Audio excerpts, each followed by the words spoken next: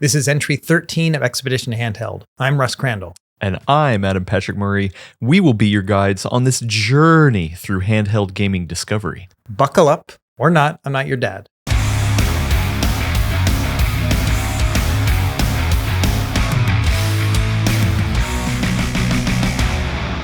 Russ, are you superstitious at all? No, not at all. No. I mean, do you like horror movies?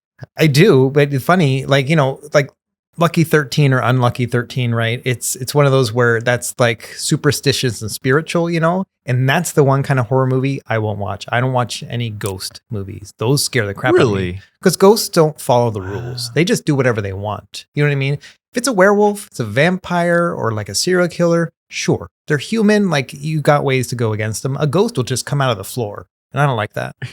Okay, well, but I mean, have you seen Friday the 13th? Yeah, like nothing can really stop Jason. That's also, true. have you seen? I mean, my favorite horror series of all time is Nightmare on Elm Street. So Freddy, he can do whatever do whatever he wants in your dreams. Yeah, that falls into ghost territory for me. Yeah. I would much rather, for me, a horror movie has to have like a good backstory and a mystery to it that I'm waiting to see. If it's just like, oh, will they survive or not? I don't care. Okay, well, hopefully we'll survive this episode. Yeah. But before we get into it, I got my latest retro, or not retro, but classic video game art issue in. This is from, what is this? GamePro number 170, so November 2002. Wow. A long time ago. Yeah. And if you don't remember, I mentioned I get a monthly retro game in the mail, or retro gaming magazine in the mail from Video Game History Foundation. Mm-hmm. You donate money, they send you a random magazine from the past, and I was flipping through this new one, and there's a question in here which I thought it'd be funny. We're not going to bring it up in question, but the question is, I own a Game Boy Advance and have been hearing good things about the Afterburner internal light. I want to install one, but don't really know a lot about what I need to do. Is it possible to do it myself? The store near me offers installation too, but it's a little pricey at $40, and that's only for installing it. I'd like to have one I'd like to buy one myself or have them order it for me. And yeah, so the answer, I'm not going to get into the big answer because it covers like almost all the page. Yeah. But yeah, it was funny to just look in the past and think about how hard it was to do aftermarket mods. And especially with me modding these Game Boy Advance recently, I was just like, wow, what a world we're living in now. Like if I went back to 2002 to whoever that, it was Guillermo Almodovar. If I went back in time and was like, dude, check this out. You want to replace your screen with an IPS panel? Right. Boom. Backlit. Easy. Yeah, because I think I was just looking up the Afterburner and it's front lit. So it's like just full on like ghost, like blurry looking and ghosty, and so it's crazy what people had to endure back then compared to what we have now.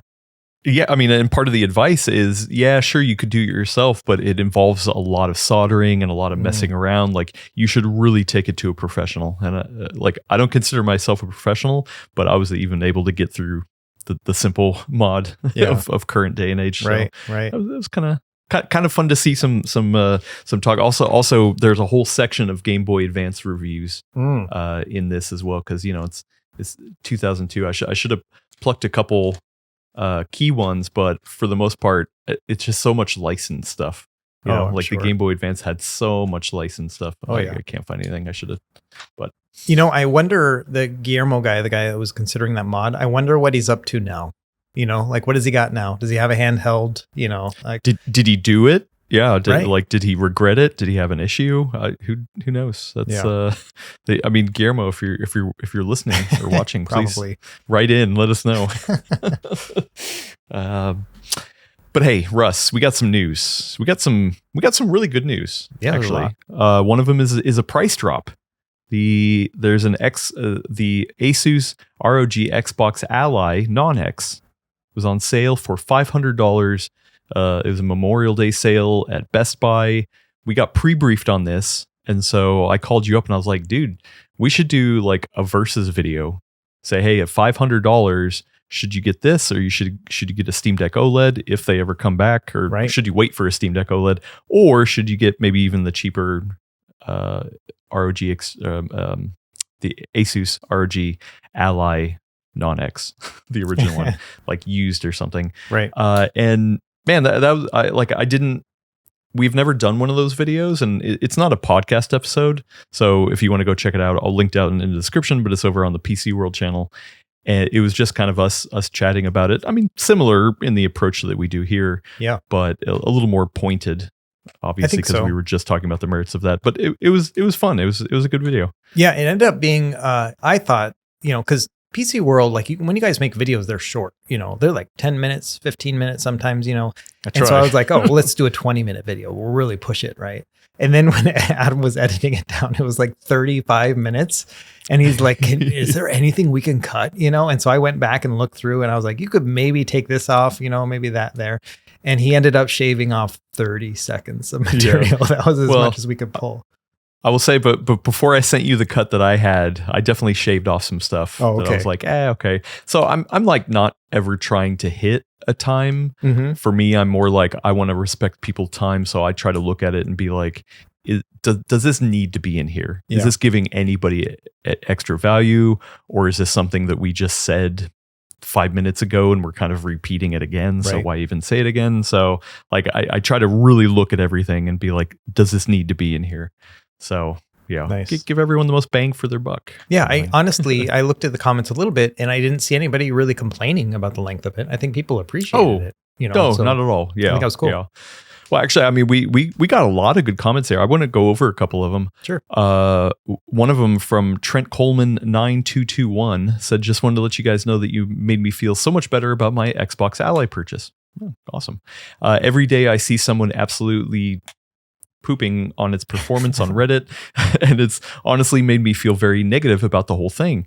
This video really helped me understand the differences between the two and how I made the best decision for me.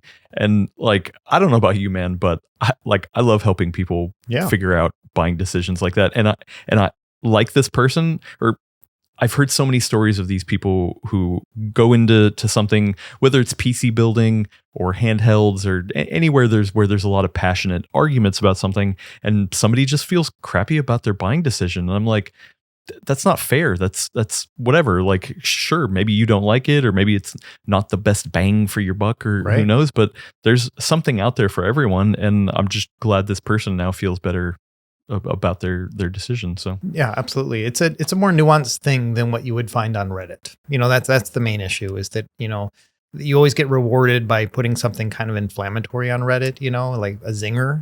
And so those get all the upvotes, and it starts to sway opinion. And it's always weird. And so, yeah, very helpful that like our 35-minute videos was, good and beneficial for them. It's awesome.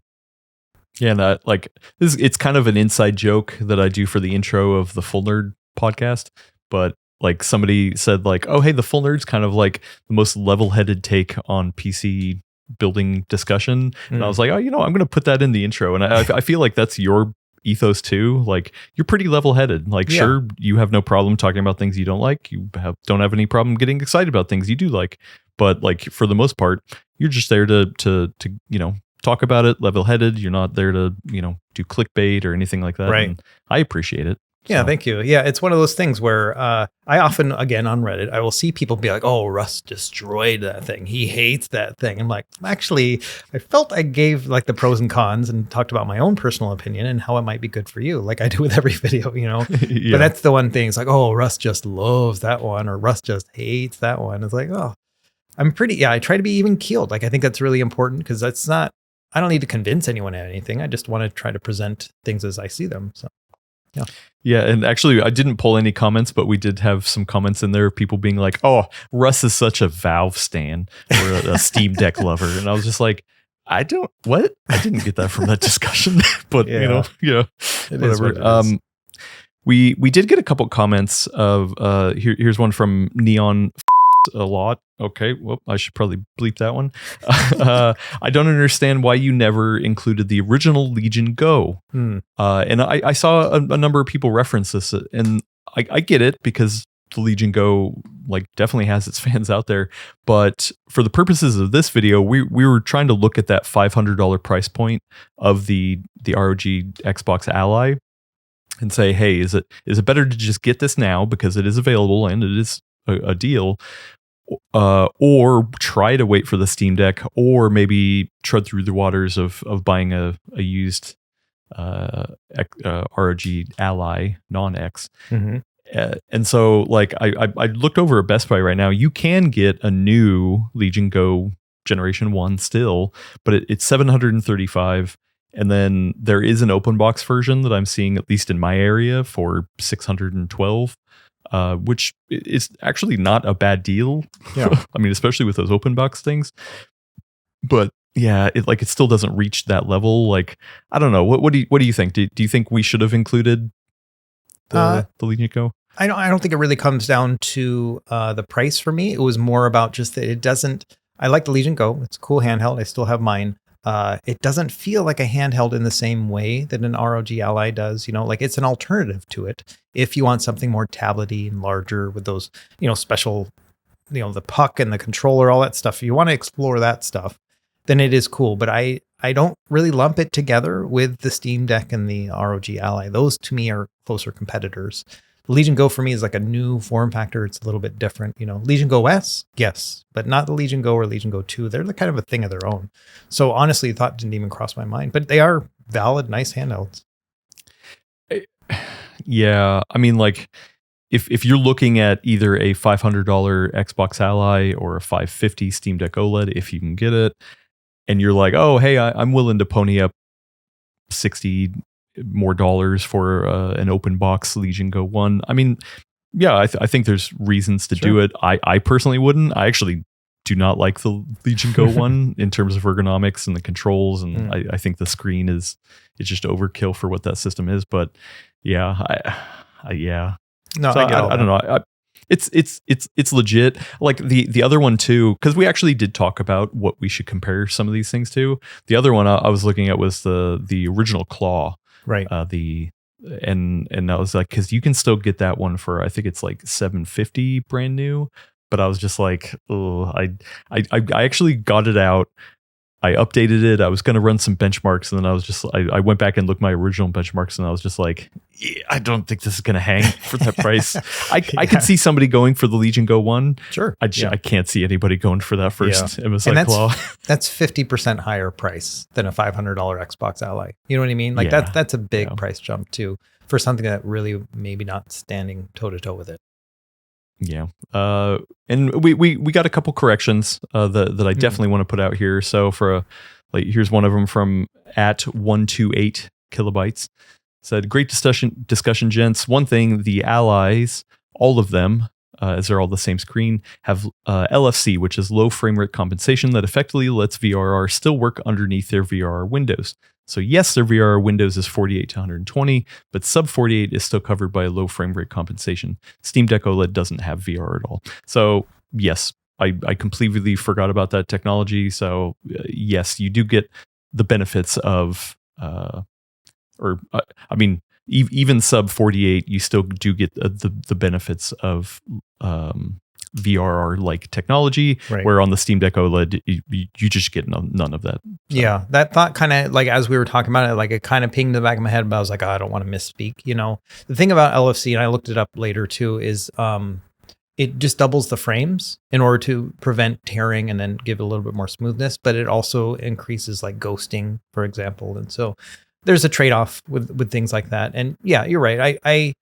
I definitely, like, I said 48 frames per second on purpose when we were talking about it, because I was like, I know that's like the bottom, and so I was like, let's just stick with that. It's safe. But yeah, you're right. Yep. You can go underneath that as well. And usually what I'll do is I'll either let it kind of go at that VRR kind of threshold, or I'll lock it at 30 or 40, depending on how the game is performing. But that's kind of how I play with the Ally myself. Got it. Either way, I mean, lots of great comments in there. If people haven't, watched that video, please go watch it. I think it's good. I don't know how long. I forgot to check how long the deal is, so it might be up at this point. I guess I can check Best Buy. It's a Memorial Day sale, and this will come out on Memorial Day weekend. So hopefully by the time you're listening or watching, it'll still be up. Yeah. Have you heard anybody being excited about this deal? Yeah, I shared it on Twitter as well the day it went live, and yeah, a lot of people were like, "Oh, that's great."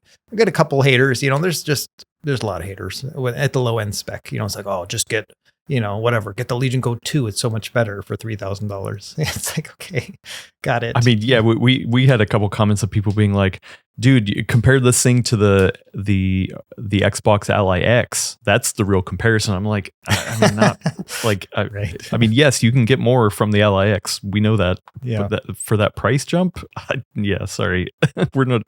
Yeah. Like, we're just not going to talk about that. That's not what we're debating here. Yeah. No, I love all those conversations, though. It just kind of makes me think, the people were like, why would you get a Camry when you could buy a Ferrari? And it's like, well, there's aspects to both sides there. Great question. But we have another big piece of news. Ayaneo had a quote product sharing session end quote this morning. And yeah, they announced a couple things. So yeah. Russ, you wanna walk through this? Sure. I have a couple images to share as well. What do you want to talk about first? Let's talk about the Conquer Pocket Block first. So the way these product sharing sessions work is that Arthur, the CEO of Ayaneo, he'll basically just go and do like a 4-hour live stream and just like make all these announcements and stuff. It's like his Steve Jobs moment, but then he just like goes to 11 instead, Anyway, it's all in Chinese, but they'll have subtitles and stuff. And it's really interesting. So they often will show off new handhelds and then give like an update on current progress of other ones and stuff. So the first was this Conquer Pocket Block. This is the second device under the Conquer sub-brand. The first one was called the Conquer Pocket Fit. And there was another one too, like Conquer Fit, I think is what they called it. But either way, this is like the new line. So this is a small vertical handheld about the size of the Miu Mini. I'm not sure if they gave these specs like during the live stream, but they showed a screenshot that showed like the dimensions written on like some engineering paper kind of thing. And so people like took that and then they used that and they're like, oh yeah, that one right there. Oh, and so this one? Yeah. So it shows the dimensions on it, like written out like in millimeters. Oh yes, 70. I think it's 77 millimeters on the bottom edge, and then it looks like the height is 113 millimeters. Yeah, according to like whatever this is. Right. So then people just immediately went into the databases and figured out what this is like in terms of size. So yeah, about the size of Miu Mini Plus, and it's probably going to be low powered. I think they're trying to sell it for around $80. It's going to be Android based, which would be interesting because we don't have a lot of these smaller ones that are Android based other than like the RG Rotate, And so, yeah, kind of neat. The controls look nice. No analog sticks. So we'll just have to work around that depending on the systems it plays. It's okay. But the thing is, and you can see it on this screenshot here, it says the world's first AI handheld. There's no real like data about that. Like, what do they mean by AI handheld? And it's also not necessarily true because like Ambernic has their own app called Ambernic AI, and it'll like auto translate for you and do a couple other things that I never really show in my videos. And and then also like, so many handhelds have the word AI in them, like the MSI Claw and stuff. So I don't know. Yeah. Like, oh, does it have an NPU in it? Well, guess what? There's plenty of handhelds that have an NPU in it. That doesn't count.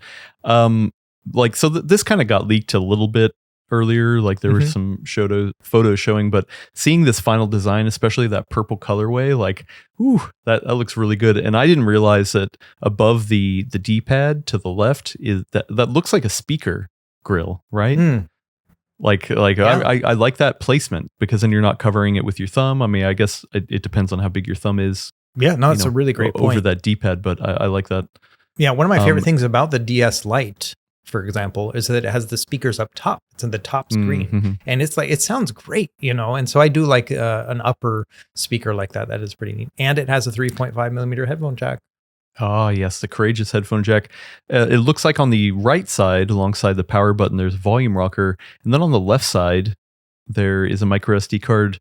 But then there's another rocker, and it looks like it has the numbers 1 and 2 on it. Yeah. What do you think? They've done that with other handhelds. The Pocket Vert is one of those where they did that, where it's actually programmable in the software, so you can make it do various things. And so it could be a hotkey, it can be opening up your launcher app, and so that's one of those nice things they actually have built into their Android software. It's always been a little buggy, but it is kind of neat that they have stuff like that. And I'm assuming because we have like 4 menu buttons on the front too, like one of them's probably like your back button, one's start and select, and then like what is the fourth one? Who Home knows? button, maybe? Yeah, maybe. And so hopefully Or it's all overlay programmable or something like that. Yeah. Yeah. Also, I didn't see any shots of the back, but there's probably 4 shoulder buttons. Right. Yeah. Yeah, I'm thinking this will probably be good for like up to maybe Nintendo 64, that kind of stuff. Again, no analog stick, so who knows how many games you'll actually want to play on that from those systems at least. Yeah, kind of interesting. Like any news on release date? I think you said pricing was $80. Yeah, $80-ish, I think is what they were talking about. Yeah, I didn't hear anything that was specific to release date, but I'm assuming probably end of summer, maybe relatively soon. Who knows? Okay, and remind me real quick because I forgot. What's the Conquer sub brand supposed to encapsulate? It's supposed to be Like their cheap? budget line. Yeah, so it's like so the Conquer Pocket Fit was actually a Snapdragon 8 Gen 3, which is actually pretty powerful. But that one did come in at a really low price. It actually beat out AYN, with the Odin 2, which was just surprising. And so, for their early bird stuff at least. And so that was a big jump for them. It was the first time I got really excited about that handheld when I made my review. I was like, this is the first time it's like powerful and a good price. Like it's kind of crazy for those guys. I mean, that's why on the phone side, I always liked OnePlus. It's because it feels like they cut corners in certain areas that made sense to me. Yeah. They still give you a lot of power inside of the chipset, and that was why I was early on in the OnePlus train. But that's not the only thing they showed off. Well, what's the next one? So the next one is what they're calling the Ayaneo Pocket Air Mini IGS Special Edition. So IGS is a Taiwanese gaming company. They made a lot of arcade games that were popular mostly inside of Taiwan and China, but the Knights of Valor games, Oriental Legend, Killing Blade. So this one is now kind of in line with that aesthetic. And then also they are officially licensing all of those games on this handheld at the same time. So kind of almost like a Evercade kind of thing where they've got the permission from the company to actually put them on there. So kind of unique collaboration there. It's more expensive than their other Ayaneo Pocket Air Minis. They released this one last year. It's now, I think, go ahead. Hardware wise, there's nothing changed other than the colorway. Yeah, right? It's a new colorway, and then they have those games in it. That's basically the big thing there.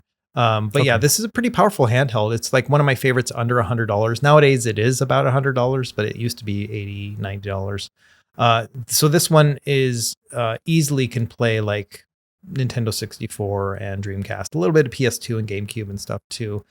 So this one is more expensive though. Now they're going to charge $130 for this one, or $140 if you want to get 3 gigs of RAM. The other one's only 2 gigs. So it is definitely more expensive, probably paying for licensing for those games as well as that partnership and whatnot. But I like the color. I've never really seen a maroon handheld like that. I know, right? I kind of like that. Is this only going to be released in Asian markets, or is this coming to the US? Do you know? No, it's already on their website. You can pre-order, but really? It is going to be limited. Like they said, they're only making a certain amount. They didn't say how many that was. It's probably going to be the amount that they get orders for, But yeah, they're like, oh, we're only going to make 10,000 or whatever their number is, not that high.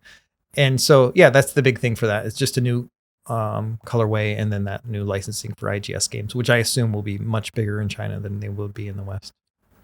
Yeah, have you? I'm going to show the list right here. Have you played any of these games at all? I have tried Knights of Valor games. A lot of back in the day when like handhelds used to come pre-packaged with games and stuff, they always put these ones on there. They're always at the top of the list. They would make them alphabetical or numerical.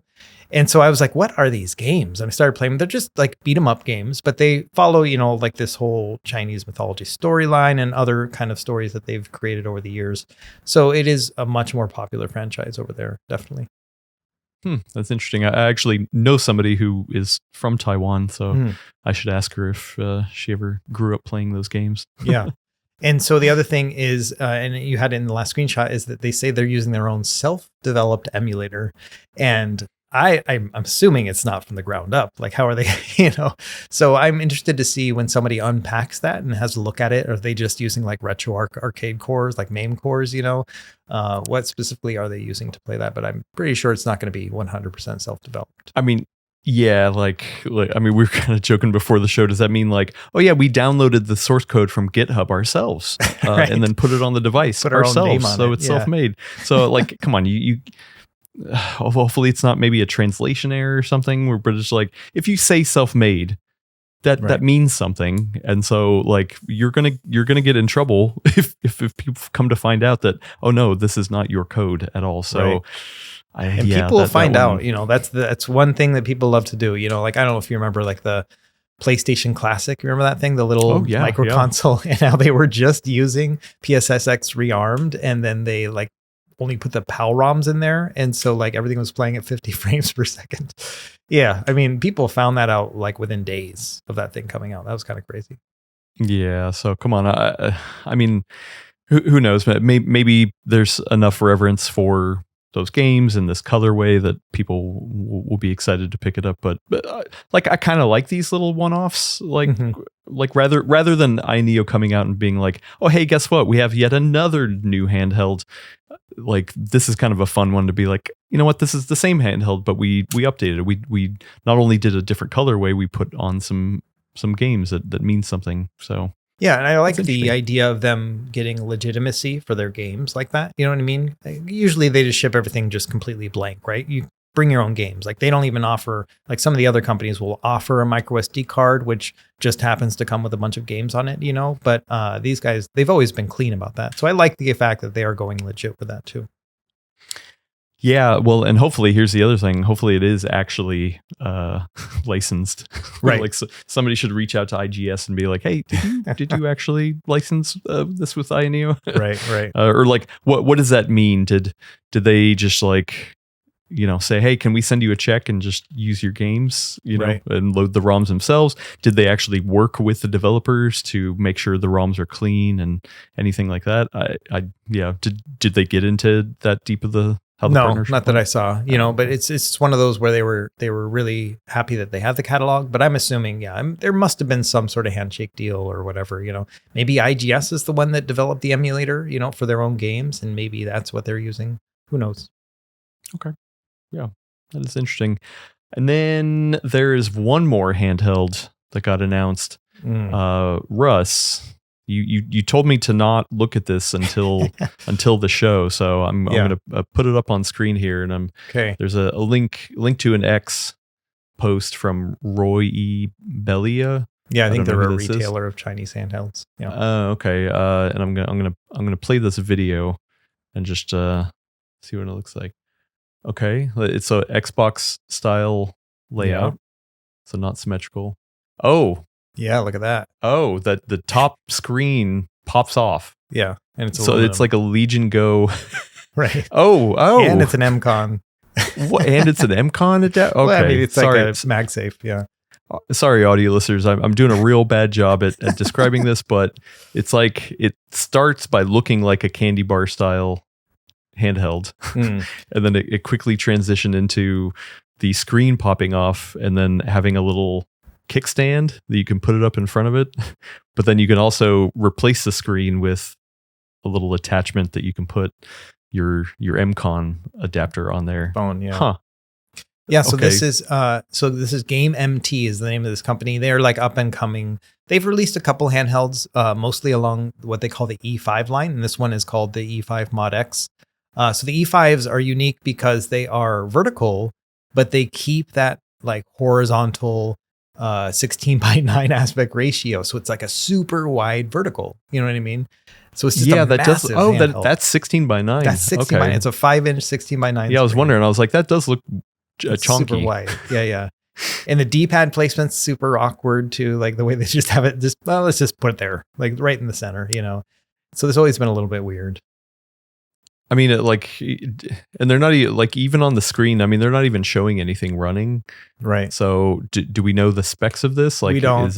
Is this powerful? There are some rumors that it's going to be pretty cheapish, like $150-ish, you know, like pretty low power. And that makes sense. They've made one that was around $60. Another one was around $200 that was more powerful.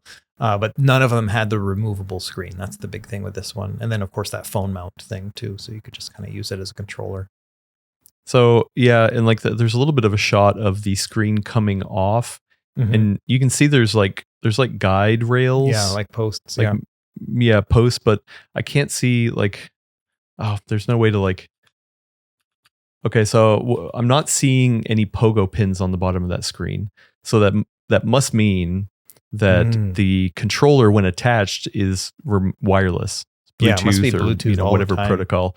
Yeah, that's weird. yeah, because they're gonna have some That's lag weird. there. Yeah, yeah, we'll see. GameMT, like I'm working on a video about them because they recently released another handheld. I don't even remember what this thing is called, but this is it here, and it is, yeah, I don't remember what it's called. It's pretty powerful, 3:2 aspect ratio screen, pretty big handheld. It's kind of all glass front to it. And it's just, the design is just the most squarish, angled thing you've ever seen in your life. And it's just so weird. So I don't know what I'm gonna name the title of the video, something along the lines of like the wacky world of GameMT, because they just go out there and their design, the way I'm imagining it is their design guy is like, all right, let's come up with these cool, innovative things. And then you just get like, he comes up with such cool things that he gets immediately tired and needs to take a nap. And he forgets to design the rest of the handheld, right? He wakes up, he's like, what was I doing? You know, it's like, I don't know if you ever saw Land of the Lost with Will Ferrell, where he like has like, he builds this tachyometer machine or something like that. And he has this moment where he just like, he eats all this fast food and he creates this wonderful invention and then blacks out, you know, and doesn't remember what happened.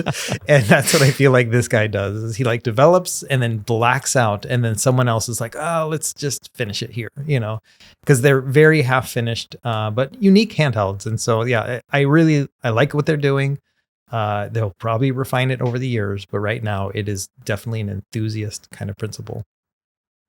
Interesting. Well, I did scroll down on the X post, and they do have a little bit of footage of it playing in the hand.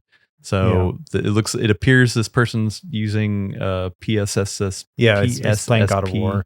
That's because me and ETA Prime, we always use this as our test game. And so they're like, oh, if we can get this game running, then people are going to love it, you know? Okay, yeah. They have their overlay and it's showing, you know, somewhere around low 50s FPS. It kind of jumps a couple times over 60.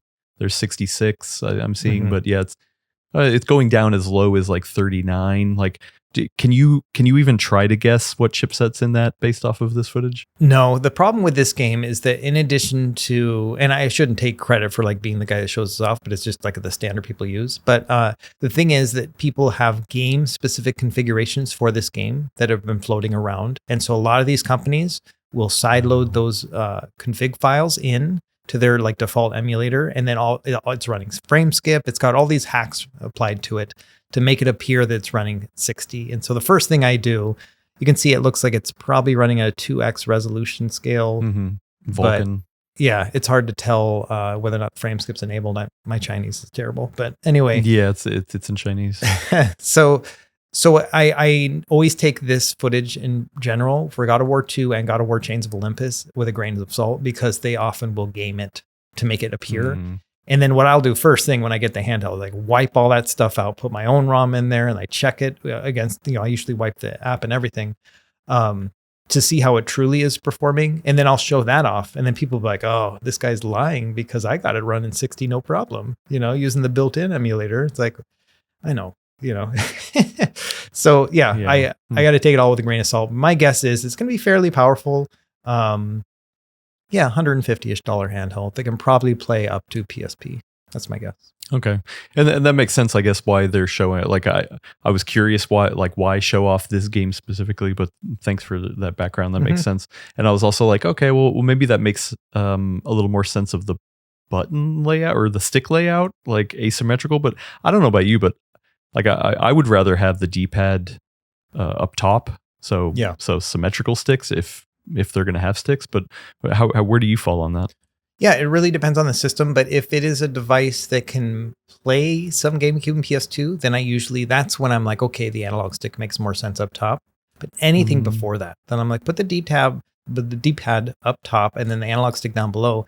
And honestly, I don't even want to see a second analog stick most of the time, because unless you're going to be playing something with a moving camera, which is generally going to be, you know, PS2, GameCube era and beyond, then I don't see a value in second analog stick. It's sometimes good for like Nintendo 64. You can use it to map C buttons. You can play a couple arcade games with dual analogs, and then there's like what Ape Escape or Ape Escape on PS1, and that's like about it. And so for me, I often feel that sometimes the second analog stick isn't necessary. Okay, yeah, and that's why I guess I'm confused with going back to the Ayaneo stuff real quick. Mhm. The Conquer Pocket Block doesn't have analog sticks, but I think that's probably fine because of the kind of games it's going to play. Sure. But that special edition of the what was that called, the Pocket Mini. the Pocket Mini, that one does have 2 analog sticks, but can like running that Helio G90T, can that go up to PS2 and GameCube comfortably? It can play light versions of those games, but again, it's actually fairly decent. That's another one where I could live without the second analog stick, but it makes sense, symmetry wise. They got space for it, so yeah, like that's about the era. But they made it D-pad up top, which I think again makes sense because once you get past that, that's when. Like the Retroid Pocket 6 is a great example. That's the first one where they gave you the option. We're like, okay, D-pad up top, analog stick up top, and you could pick, I picked analog stick up top because I'm like a Snapdragon 8 Gen 2. I'm going to be using it for a lot of stuff.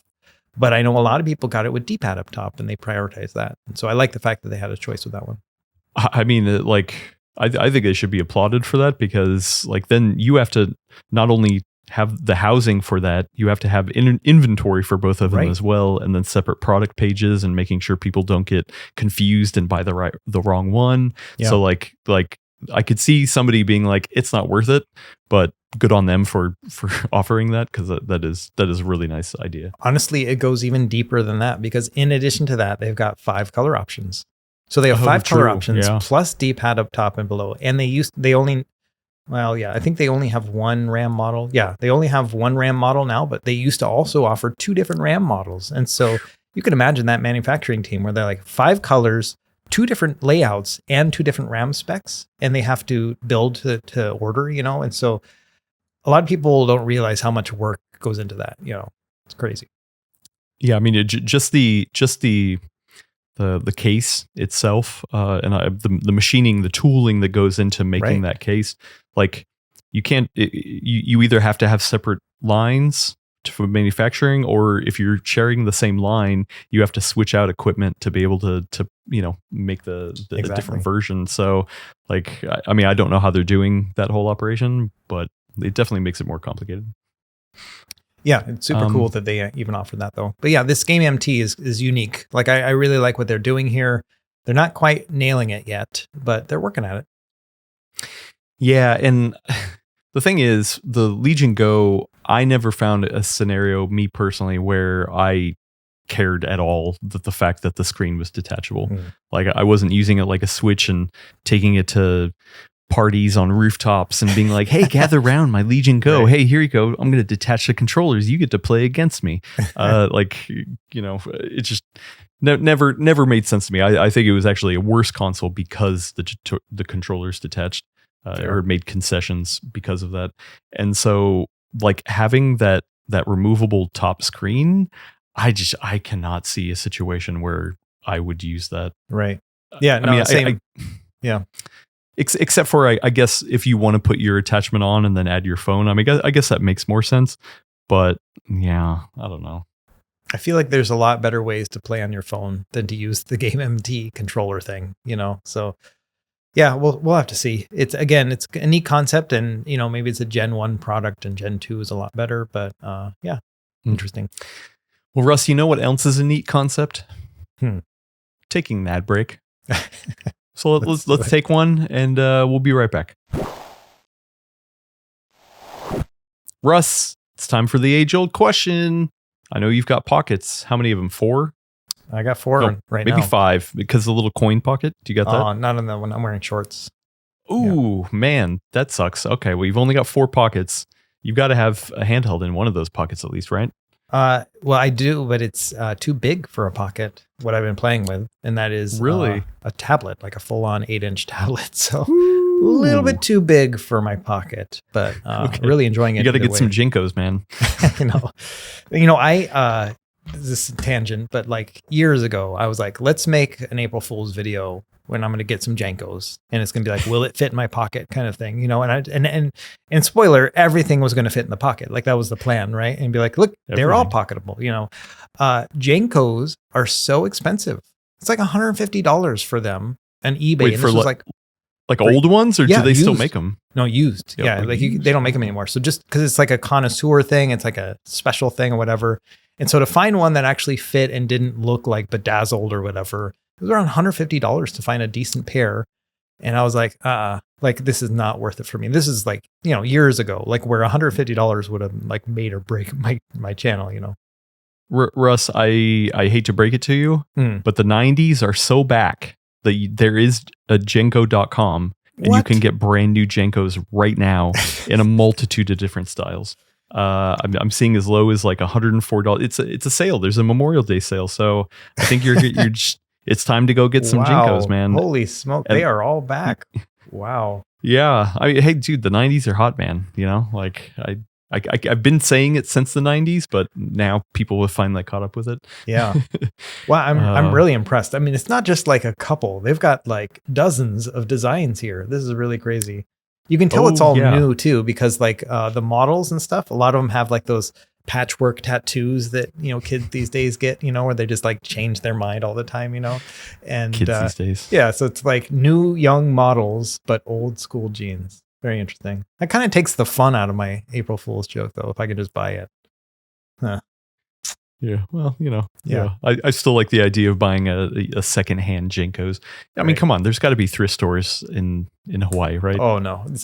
That's another thing, another tangent. But like in Hawaii, thrift store, like we have a couple Goodwills. We got another place called Savers. They are picked clean of the good stuff because too many people, not enough resources on the island. And so that stuff just gets snatched up. People all the time like, oh, well, can't you find that on Facebook Marketplace, like furniture or whatever? I'm like, yeah, for 3 minutes before somebody finds it and it's gone. You know, like there's just, the used market here is really bad. And so, yeah, you often have to look online for stuff. Okay. Enough Jenko talk. Yeah. Expedition Jenko is a whole different podcast. You know, Russ, I'm sorry, you're going to have to go with somebody else on that adventure. But back to the Lenovo Legion Tab Gen 3. Yeah. So did you try any of the other generation of the tabs? I have not. So the thing about these tablets is that like they're made for both global markets as well as the Chinese market. And the Chinese market is much more robust. So they have what they call the Y700 there.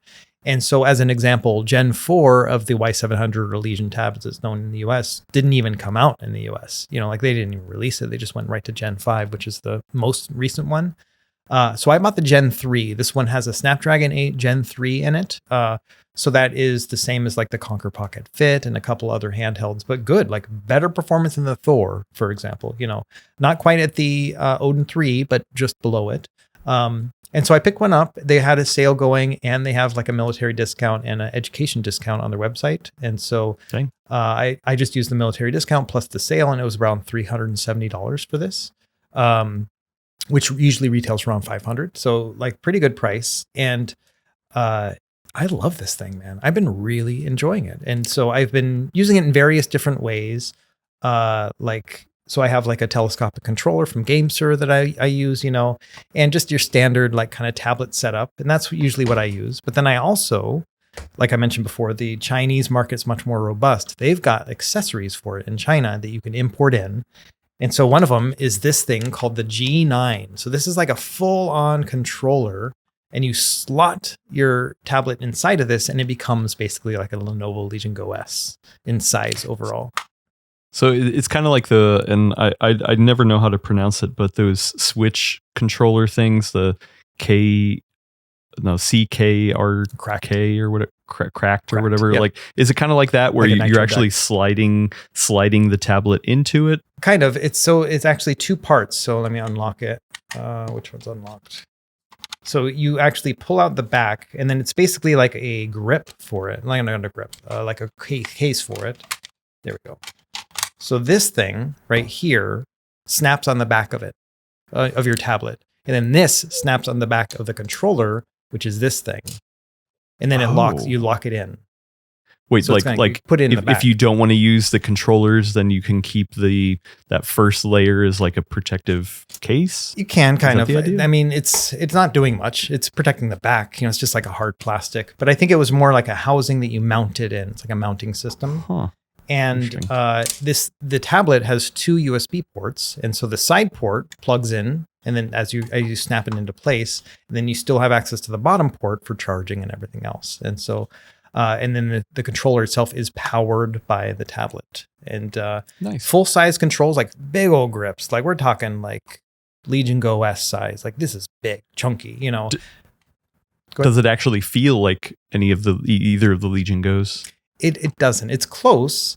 It feels more like a Legion Go S, but not as rounded. Like this one's a little bit more squared off. It feels to me, I guess more like the Legion Go 1, where it's kind of rounded all around, but it doesn't have all that like side buttons and all the distracting stuff to it. The controls, and this is on the box, they're made by GameSir. So like a well-known controller company made this mount for them. And it's like even on the box of the Legion where it says like, made in partnership with GameSir with their logo and everything. So yeah, really interesting kind of setup here. I honestly don't use this thing. I don't use the controller accessory because it's just So you've been using it a lot, but you haven't been using it with I have controllers? not been using And this thing. What are you doing on it then? Using touchscreen controls? No, I use this thing instead. Just like snap it in. Yeah. The GameSir telescopic thing. Right. Okay. So I use the telescopic one instead because this one snaps in and I can rotate the tablet so it's vertical. So I can play like 3DS games and stuff on it, and like Tate games, arcade and stuff. So much easier to kind of flip around and stuff. And it makes sense. But it's only a Bluetooth connection at that point. Yeah, it's only Bluetooth. GameSir makes another one of these that has a USB on the side, but then you can't rotate it, and so it's kind of a give or take, But anyway, yeah, really enjoying that. Beyond just this, on the Chinese market as well, they've got a arcade like tab, like a table stand, and then you slide your tablet into that, and then you can play it as an arcade stick. So if you really want to get, is this a third party thing or is it Lenovo sells this? I don't know. Like, good point. I think it's Lenovo. I mean, like all of them are sold on like AliExpress through a retailer. Like it's not like you can go to Lenovo's website, And so, but yeah, it looks like we got legit photos and stuff. I think it's actually from them. And there's a couple different designs for it. They're each of these accessories, the controller, the G9, as well as the arcade thing, are about $100 each. I only got the G9. But yeah, like it's just kind of crazy. They have a whole ecosystem for it. And what is the resolution of the screen and how big is it? This is basically the same screen as the Legion Go 1. So it's 8.8 inches, 16 by 10, 2560 by 1600. So exact, basically, dimensions and everything else. So I think it might be the exact same screen as the Legion Go 1. But so because much it's running the Snapdragon, it's thinner. Does it have an active fan or no? No fan. It's got a vapor chamber. It will get hot. Like I've been playing, like I put Game Native on this and started playing some games. The furthest I pushed it was with Stray. I don't know if you ever played that game, the cat game. Oh yeah, I love Stray. Yeah, and it's like 40 frames per second on this thing, 720p. Like I'm really dropping the frame rate, or dropping resolution. But like 40 frames per second, pretty steady. That game is stuttery on its own, no matter what you play it on. But it got up to like 95 degrees Celsius in the CPU readouts that I was seeing. So it gets hot. It's a little warm. Yeah. Yeah. Where does it? Did you do like a FLIR reading on the back of like I where haven't the yet, heat is? but yeah, it's around here. Yeah, and that's where the vapor chamber is, so it makes sense. And but the thing is it away from your hands at least? Oh yeah, like if you're using this thing or the G9, you don't even feel that it's warm in any way. So that's like one of the things that takes, like, other than the potential of damage to the CPU by doing that all the time, like all day long, which again, these chips are often meant to be ran at higher temperatures anyway. I'm not too concerned about it, but it does get quite warm. I've seen some performance throttling. So, yeah. Dang, that is interesting. And then you said that, but the newest version, the Gen 5, has what chip is in that one? So the Gen 5 has that newest Snapdragon 8 Gen 5 Elite, or like Elite Gen 5. So it's like literally the top end spec. Wow. And it's got a higher resolution. I can't remember what it is, but it's like a crazy, it's still 8.8 inches, but they've like made the screen much higher and like more pixel dense. I think it's like 1800p or something, even maybe higher than that. Jeez. It's crazy. Okay. And That one has a micro SD card slot where this one doesn't. So you're not limited to storage space. That's like my big concern with this one. And then also, what is the other thing about it? Oh, it's got a 9,000 milliamp hour battery. This one's got like 4,500 or something like that, half that. And It's great. Like it's already a really great battery. I've charged this thing maybe 3 times in the past 2 weeks. Like it's crazy. But that other one is really nice, but it starts at $850. And I was like, it sounds great, but I'm not paying that kind of money to make a video. So where do you think this would slot in for buying advice? Like it's not pocketable. So, okay, if you're looking for pocketable, this is not the thing. Right. Is it more like somebody who's looking for more high-end Android gaming and only sits at home because it's such a big device? Or do you think this could literally kind of replace a ROG Xbox Ally or a Steam Deck? Yeah, I don't see it as being a PC handheld replacement. I mean, Game Native's great. If you're only going to be playing like lightweight games or you want to do streaming is really good on this too. I'm getting about like 1.5 millisecond decoding time. And so it's like really, really good for streaming too. My thought for this is where it fits, and I'm going to finish my video later today, so people will see me wearing like this shirt in the video. But spoilers. My thought for that is that this is somebody who's looking to get a tablet, just in general, because in general, as a tablet, this thing is still really compelling. Watching movies, like just doing all the things you would do on a tablet for a price that's much lower than an iPad Mini, but around the same size, And so that's kind of where I'm thinking. It's like somebody who's like looking at tablets or any of that kind of stuff, but also wants to have the ability to game, then I think this is a good option here. I would still rather play on a dedicated handheld in general, but in terms of versatility, like to give you an idea, like I've been, we're both getting ready to go to Taiwan here next week. And all day yesterday, I was like, am I bringing this or am I bringing the Odin 3? Because if I bring this, I can also watch movies on it. I can also load up some, songs and stuff like that, listen to it on the plane. I could also do my tablet gaming on it too. And so it's like, I don't know, like, because I am going to want to watch movies too. So why not just bring one thing, And so that's kind of like the contemplation I'm having. It's like travel wise, this thing might be able to knock out 2 birds with one stone. Not the same as a dedicated handheld, but maybe close enough. Does it come with a case? Yeah. Or no? It does. It does. It comes with its own case. Yeah, I got it over here too. So it's does it prop it up? Yeah, hard plastic case. It's magnetic on each side. It'll like turn off when you close it. And yes, you can use it like to kind of prop up as well. So you can have it on a tray table and stuff. Okay. That is pretty cool. And it comes with a fast charger, which is something that you don't often see anymore with these things either. And so yeah, right. Yeah, it is crazy. Like I'm probably going to be very positive in my video just because I'm like, I spent my own money on this thing and I am so happy with this purchase. And this is coming from a guy who has like the top spec iPad Pro. And every time I open that thing up, I'm like, oh, this is cool. And I regret buying it, because it's just like, I don't get as much use as I thought I would with it. So. Yeah. Well, if I can ask you to do something real dumb, Russ, after you're done with the video, because I don't want to mess anything up, but I don't know if you have any of the extra little magnetic backs for the MCon, but I think it'd be hilarious to see if this thing will work on the MCon. Like you put the little circle, like bottom, lower, and then it's probably so top heavy that it doesn't make sense. Right. But I just think it'd be kind of funny. Yeah, that would be kind of funny. Yeah, who knows? I did try out a couple different controllers, telescopic ones. I didn't try that one out, but yeah. I just settled on the GameStar one just because it feels very comfortable. There are bigger ones. You could make it feel like a full-on Xbox, but I liked the lower size or lower weight of the other one. So. That's cool. Yeah. I like it. And yeah, speaking of Computex prep, I have been knee deep in plenty of other stuff, and I haven't really been doing any other, or I haven't been trying out any other handheld gaming stuff. So yeah, I've just been mostly playing all the usual stuff. But yeah, I'm definitely at that point, and I don't think we should talk about it now. Okay. But I'm definitely at that point like you, where I'm like, okay, what am I actually going to bring? What do I want to bring? Yeah. And it made me realize that, Russ, we've talked about the episode that we're going to do at Computex, right, when we learn whatever news is announced there. But I realized next week we still need an episode as well, and we'll have time to record one. So maybe next week is the all travel show of like, this is what we brought on our expedition to Taiwan, and we'll be there face to face, and we can kind of talk about it. So Yeah, sounds good. Yeah. Let's Be do it. interesting. Making Okay, so plans we'll hold on to it. screen. This is great. I will say the other thing I'm doing for Computex prep, and this isn't a handheld, but it's handheld adjacent. I've set up the laptop that I'm going to take for this trip, and I got the new Dell XPS 16 in. So this is Panther Lake. Big. It's the Core Ultra X7 358H. So not the top end, but it does have the bigger GPU.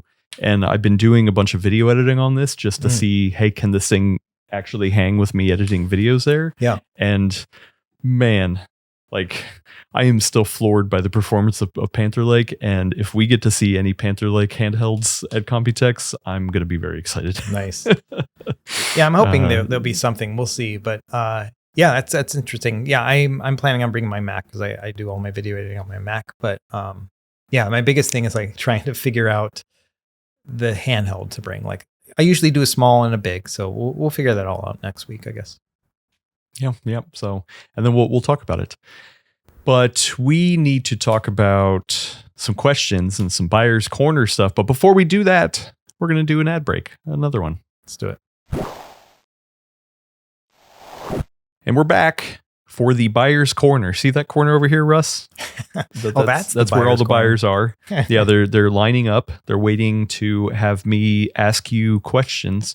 And if you have any questions, buying advice, or just other random handheld questions, you can get the link in the description and click over to the Full Nerd Network Discord, where not only do we have a handhelds channel in there where people talk about random handheld stuff, but we also have a question channel that says EH-questions. And you can put a question in there and hopefully get read on one of the upcoming shows. And so the first buyer's corner question comes in from Raw Onions. Yum, yum, yum, yum. Okay. I recently ordered a Retroid Pocket 6, and I've been noticing a lot of feedback from the community about lack of transparency from Retroid. I have seen people on Discord and Reddit waiting 77 days and counting with zero communication from Retroid, and it makes me feel like I am participating in a crowdfunding campaign. I know AYN is a sister company, and I've been thinking of just getting the Odin 3 instead, since they have at least had a timeline of shipping. My question is, how has support for the Q8 processor been going, and is it worth it to get the base model if there are any other older PC games, or should I just wait for the Retroid Pocket 6? Great question. Yeah, so a lot to unpack there. So first is, if like just going to the end of that statement, they're saying that they are mostly looking at older PC games that they would want to play. I don't know if the Odin 3 is the good fit for them. They're talking about Q8 processor and how the support is going for it. They're talking about driver support for the Snapdragon 8 Elite. It's going, we still don't have any official Mesa Turnip release drivers from them, but people have been pulling them from various work that they've been doing and stuff. But it's not to the point where it's a concern to me, really. When it comes to playing PC games, usually the 8 Elite does just fine. The only other one that could really benefit from better drivers is the Eden emulator, the Snap or the Nintendo Switch emulator. So if that's not a priority, it doesn't really matter. Everything else usually generally runs just fine on that. But if they already bought a Retroid Pocket 6 and they're worried about the wait time, yes, they're not very communicative about it, but they've got a delivery dashboard on the Retroid site, same as the AYN one, I think, because they're like sister companies or whatever. And you can go there and see what they've been working on and what they've been shipping. And you can actually see like the dates that they're planning and stuff. I'm looking at them now. It's a little bit outdated, actually, looking at it. It's like a couple months behind. So maybe that's not great. I feel like I need to talk to Retroid and be like, hey, why aren't you guys doing this anymore? But that's one thing. Yes, there's going to be a wait. If you go and try to buy a Retroid Pocket 6 right now, it tells you right then and there that they're planning shipping it in March, is what they say. Yeah, see, everything is behind on the Retroid website. Really interesting. So I guess me looking at it here is transparency doesn't seem to be as good on the Retroid site as it does on the AYN one, who have been really up on it, like telling you every week like what they've been shipping and stuff. So if that is a concern, then yeah, maybe you could wait, or maybe you could jump ship over to the Odin 3. But for me personally, I've never seen Retroid not deliver. If you've gone and made an order, it usually comes. And any of these are going to have a wait. Odin 3 is in what they say batch 7 pre-order. And so, there's always going to be a wait for any of these, I think, when it comes down to it. Me personally, if I had already bought a Retroid Pocket 6 and that's the one that's a good fit for me, just in terms of hardware and stuff, that's the one I would probably go with. Interesting. Okay. Yeah. Because I think the real question is, they bought a Retroid Pocket 6. They have no idea how long they're going to wait. Yeah. Should they just say, hey, you know what? We're gonna at least on the AYN side, if I order now, I kind of have a vague idea of when it's going to come. Because maybe the Retroid Pocket 6 would have came sooner, but they just don't know, or maybe it's going to come way later. So, right, yeah, I totally get it. That is hard. Like, it's a tough place to be, and I think Retroid needs to update their website. I didn't realize it was so far behind. It'd been a while since I'd looked at their shipping stuff, but the thing is, that's not cool. Right now, if you ordered Odin 3 as of today, they're saying that it won't ship until starting mid-June, but that means who knows where you are in the batch, so it might be a month plus 2 months, who knows, all of these are going to have a wait time on them. I'm not sure if it's worth pulling out of one in order to try to get the other. I don't know if it's going to come any sooner. Okay. Yeah. Yeah. Right. What is that whole thing? I mean, we talked about it with the Xbox Ally. It's like a bird in the hand is worth two in the bush, right, or whatever. Exactly. Yeah. And it's the same kind of thing there, right? Yeah. You never know what you're going to get and how it's going to work. It's just, everything's bad, but it's particularly bad with Retroid and AYN. They use high RAM products, and so they've just been dealing with all of those shortages as well, finding different suppliers and whatnot. But they could be more transparent about it. Oh yeah, sure. Absolutely. Yeah, they should be. And I'm going to reach out to them after we're done recording and be like, hey, just to see what's going on with that. And that's another thing that this person can do too, is email them and ask and see, what's the planned expected shipping time for that, because their website is behind. And so that's well within their rights to do that. Yeah. What about this little line here that says, it makes me feel like I'm participating in a crowdfunding campaign. Do you think Retroid is doing that, like saying, hey, you know what, we got to get this money first and then we'll deliver?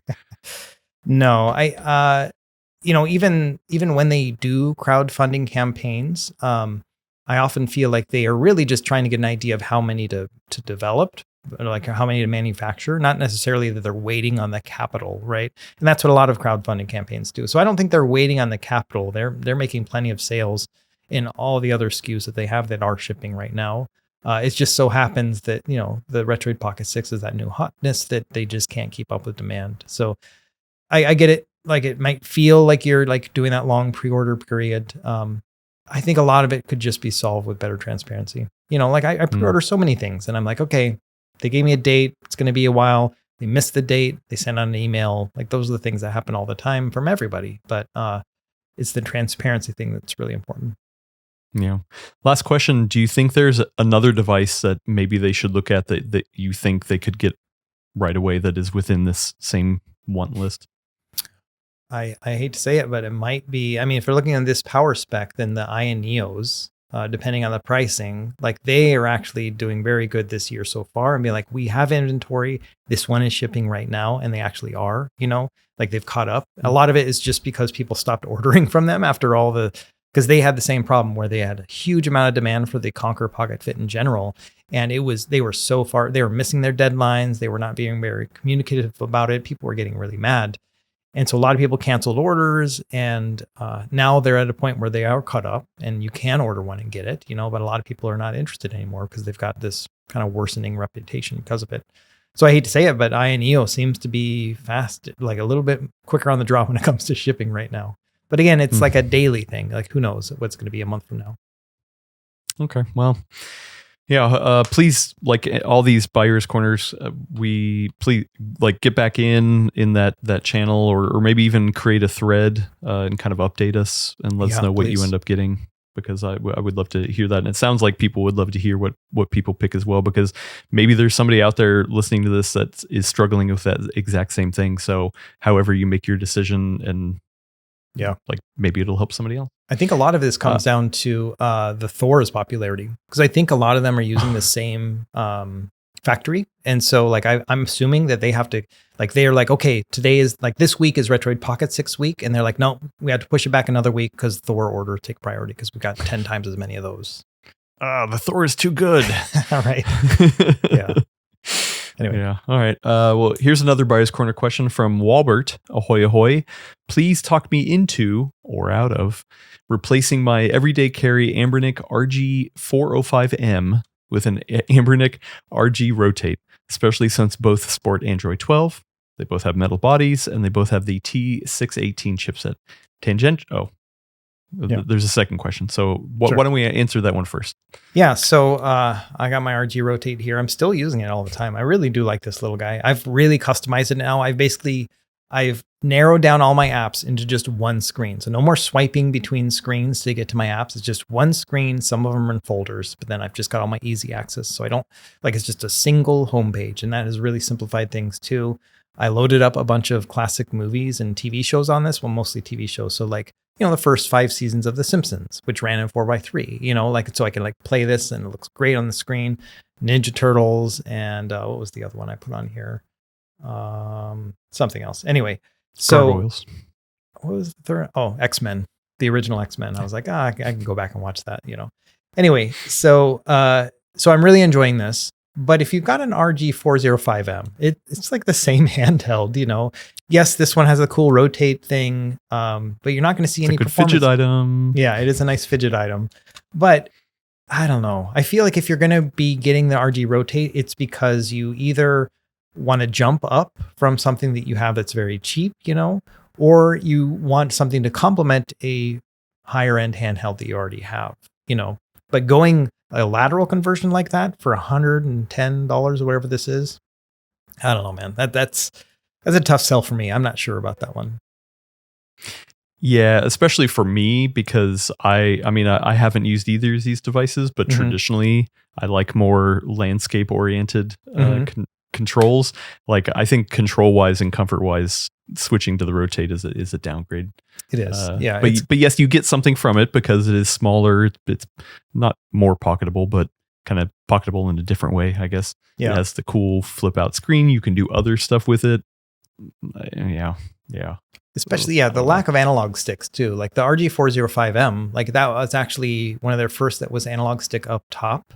And so it made it really good for stuff like Dreamcast and Nintendo 64 because it was just a natural fit for that, You're not going to want to play many of those games on this at all. And so it really depends. Like if they're already using the 405M as their everyday carry, but they're just playing Game Boy games on it, then okay, that makes a little bit more sense to me, But if they're planning on taking advantage of some of the things the 405M does very well with those analog sticks, then it's going to be a downgrade.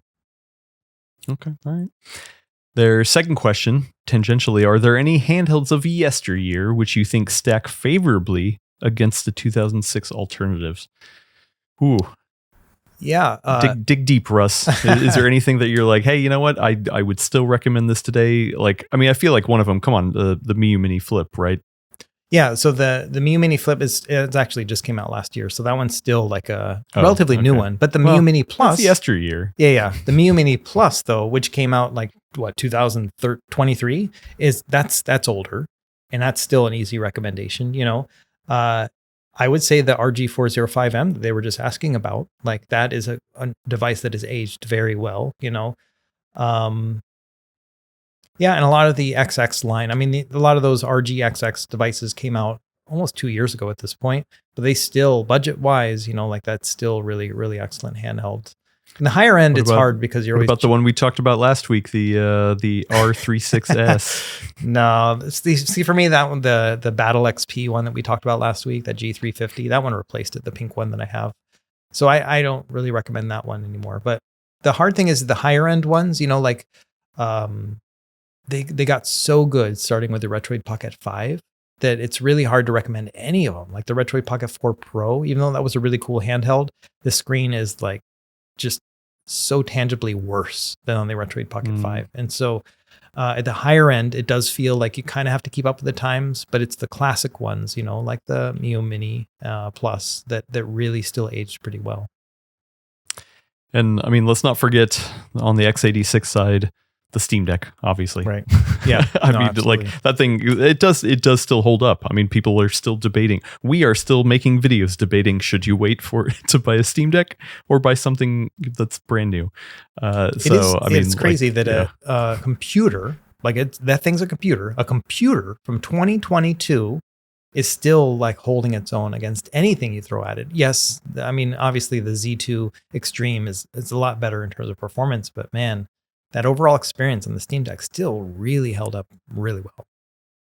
Yeah, right. I mean, can you think of any other x86 handheld that you would Not think in the same way. has like held up after a couple of years? I mean, the ROG Ally still has, you know what I mean, but not in the same way as this Performance wise. Yeah.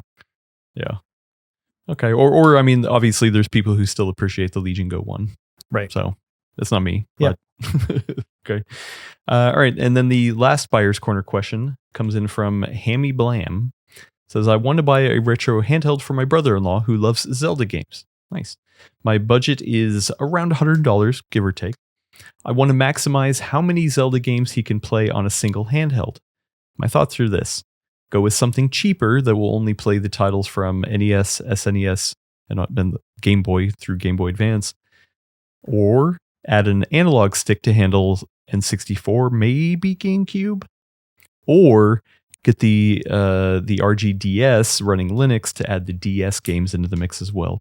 My priority would be adding the N64 games over the GameCube/DS ones for Ocarina of Time and Majora's Mask. Because those are significant entries in the series, I'm open to any form factor, either vertical or horizontal or clamshell. What are your thoughts on these scenarios? This is a fun one. I like things like this. Gosh, it can go so many directions. So first off, the Amberneck RGDS, I don't think will be a good fit because it's not going to be able to play the GameCube or the Nintendo 64 ones very well at all. Like, I don't think they would actually be playable. If you're okay with living with slowdown and stuff, but I don't see that happening. The chip is just not there, unfortunately. I don't know, especially if you want them to have a good Zelda experience with those two games. If those are the ones that they specifically called out as being important, I don't want them to compromise on that. So I would say the RGDS may not be especially if you're just doing that to get the DS games. I would say that you can probably get by pretty well with those DS games by using something that has a touch screen on it and then just swapping between the two screens, It really depends. I haven't played Spirit Tracks in a long time, but I can't remember if you need to see both screens at once or if you can just kind of swap between the two. So anyway, my thought is you do actually real quick, because when you're on the train tracks, you're controlling it, but you're also using it to shoot. Oh, okay. So the top screen, you need to see that things are coming to shoot. So yeah, that's gonna be tough. Just get a Thor, dude. Just kidding. It's $100. So. Well, what is that Thor light? It's $250. Is that what it is? Yeah. Yeah, $250. Okay. So it's way out. Yeah, that's a big jump just to do that. Right. So $100. I don't know. I feel like a broken record, but that RG405M that we were just talking about, right? The Amberneck one, that little metal one. That one retails around 110, 115 right now. It depends on where you find it and if they've got a sale going on and stuff like that. You can find it around that $100-ish price point. It's got that T618 chipset in it, which will be able to run Nintendo 64 games well, even upscaled. And so that's going to be a good fit there. Of course, a Nintendo, Super Nintendo, Game Boy Advance is going to be great. You can play the DS games on it, but you'll have to swap between the screens or have two small screens, and that's probably not going to be ideal. GameCube... there are people who can play Wind Waker on that thing, on the T618, but you usually have to play the PAL version of the ROM, so it means it caps out at 50 frames instead of 60. And they have to use special emulators like the MMJR2 version of Dolphin, which will allow you to go down to 0.75 resolution, so it's below 480p. I personally don't think it's worth it with that chipset. It's just too much compromises, So I don't personally enjoy that, but yeah, that would be what would be the next step up if you're like, hey, you know what, this will handle the GameCube, but it's maybe a little bit more money. It's hard. Like, so you'd have to be looking at the T820 chipset devices. So that's going to be the next line that Ambernet came out with. That's going to be the RG406V or H. So those are like the vertical or horizontal ones. That one's got enough power to be able to play those games, no problem. That's around $150-ish. So those are pretty good. And then I would also throw in there the Ayaneo Pocket Mini, that one we were talking about earlier, which is around $100-ish right now. You're still going to have those same kind of compromises with GameCube, but it's a slightly larger screen, really nice controls on that one too, and it's plastic. So that's another thing you can look at as well. Not going to be quite as heavy. Yeah, Okay. That's kind of where I would go. There's a few others you could do, like the Mangmi Air X, which is around $100 as well, but that's a widescreen handheld, so it's like playing a Game Boy game on that's going to be a little bit odd. So essentially, you're saying if you want to get up to a Nintendo 64, you should probably look at that RG405M. Yeah, or the Ayaneo Pocket Air Mini. Yeah. Oh, okay, yeah. But if you want to try to add in more, you're going to have to spend more money. Either for GameCube, you're going to have to step up, or if you really want to play the DS games the proper way, you're going to have to probably step up. Yeah, exactly. And yeah, in that case, I would then be looking at the 406 line of devices, the V or the H. There's also that one called the RG Slide. I don't know if you remember that one. It's like a big fat PSP Go looking thing, and you slide up the screen. It came out last year. I didn't really like it because of just based on the competition we have in the market. It's just a little bit bulky feeling, but it's a pretty cool handheld with a 4.7 inch 4x3 screen. So it's massive. So big enough that you could have both screens of DS showing, and it wouldn't be that huge of a compromise compared to the other ones. How much is a 3DS? I'm trying to. Oh no, it's this is way over. It's like over $200. Yeah, I was gonna say 200 plus. Yeah. Okay. So, yeah. I mean, what if they go the other route? What if they're like, hey, you know what? How about just like forget everything from the Nintendo 64 up? What's the best thing to just get the NES, Super NES, Game Boys? Yeah. There's so many options at that level, something like a Miyoo Mini Plus, right? Like that one we we're just talking about, or even the Miyoo Mini Flip, if you want something smaller. Those are all going to be. And how much are those again? They're like 50-ish. You know what I mean? Like you save a lot of money. And then all those RGXX devices too. There's a ton of those ones. The RG Cube XX, the RG35XX was a good one too. 35XXH, sorry. There's so many dumb names for those. Like you've got a lot of good options for that. Or that's where the RGDS is really going to come into play too. You know what I mean? Because then you could play all the NES games, Super Nintendo, Game Boy, no problem, plus the DS games. Maybe not Nintendo 64, definitely not 3DS, definitely not GameCube, but that might get you halfway there too. And it's a nice form factor. Yeah, I mean, yeah, that is weird, right? Because it's like, hey, you know what? If you just want to keep it simple, get the $50 thing. Is paying $50 more to add on the Nintendo 64 games worth it? Yes or no? Or is it worth it to pay $50 more and get the RGDS and have a different configuration of stuff? Like, I probably would personally get the RGDS just because I've been curious about it. And you get the benefit of having the games run on the top screen. Right. So like I feel like I like that form factor where my hands are lower than where the screen is positioned.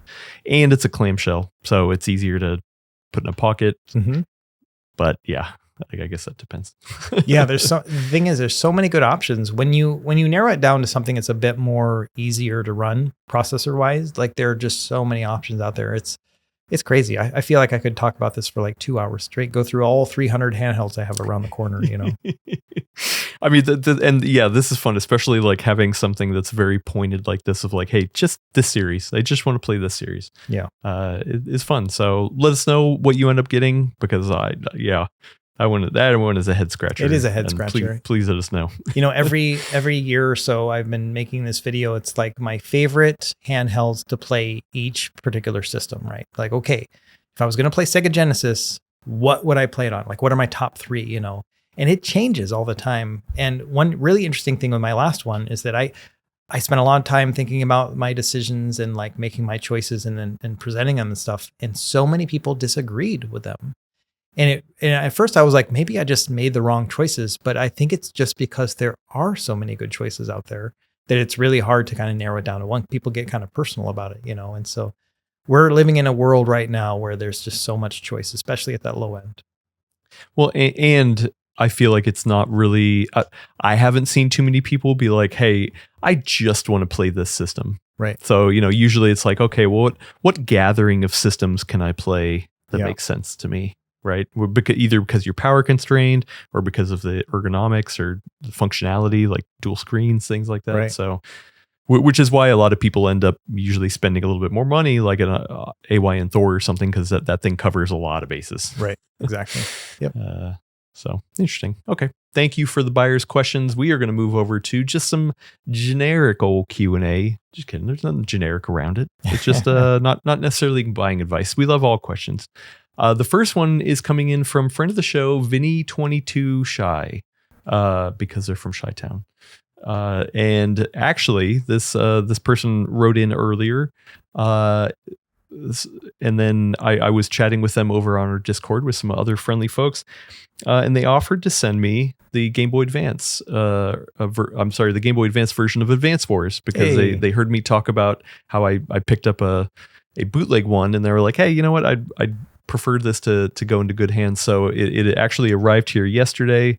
I want to thank you for having it come in, and I do see this is legit. Definitely a legit cartridge. And so I'm excited to play it on a genuine, honest to goodness cart. Which reminds me real quick, we'll get to their question in a second. I did end up ordering a different shell for my Game Boy Advance SP after the abomination that I showed off last week. And so I'm not going to talk about which one it is, but I think this one will turn out a little bit better. Good. I mean, you don't have to do resoldering or anything, right? Like all that soldering was on the board, not the shell. Right. Yeah. So and it's actually only one wire on the Game Boy Advance SP version. There's only one wire to solder. So yeah, easy.